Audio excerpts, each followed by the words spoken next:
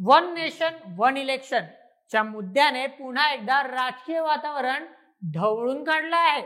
केंद्र सरकारच्या या महत्त्वाकांक्षी योजनेवरून आता शिवसेना म्हणजेच उद्धव बाळासाहेब ठाकरे यांचे नेते अंबादास दानवे यांनी थेट हल्ला चढवला आहे। त्यांनी वन नेशन वन इलेक्शन मुळे देशात हुकुमशाही येईल आणि स्थानिक मुद्द्यांचा आवाज हरवेल असा गंभीर आरोप केला आहे। दानवेंच्या या वक्तव्यानंतर राजकीय वर्तुळात खळबळ उडाली असून महाराष्ट्रातही या मुद्द्यांवरून चर्चांना उधाण आलं आहे। चला जाणून घेऊया या वादाची खुसामदार कहाणी आजच्या व्हिडिओमध्ये। नमस्कार प्रेक्षकांनो, मी नील सोनार आणि तुम्ही पाहत आहात Bol MH. One nation one election ही केंद्र सरकारची योजना आहे, ज्यामुळे लोकसभा आणि सर्व राज्यांच्या विधानसभा निवडणुका एकाच वेळी घेतल्या जातील। सरकारचा दावा आहे की यामुळे निवडणुकीचा खर्च कमी होईल आणि प्रशासकीय कामात सातत्य राहील आणि विकासाला गती सुद्धा मिळेल।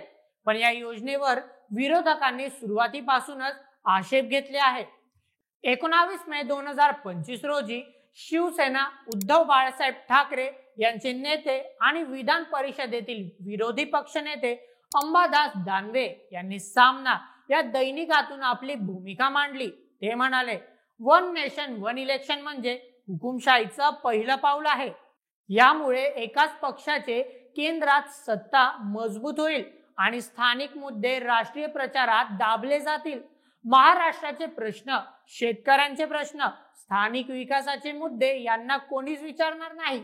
दानवेंनी पुढे असा दावाही केला की ही योजना संविधानाच्या मूळ ढाच्याला धोका आहे आणि यामुळे देशाचं संघीय ढाचं कमजोर होईल।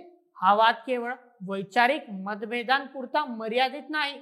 महाराष्ट्रात विधानसभा निवडणुका जवळ येत असताना अंबादास दानवेचं हे वक्तव्य शिवसेनेच्या निवडणूक रणनीतीचा भाग असू शकतं, असं काही राजकीय विश्लेषकांचं म्हणणं आहे।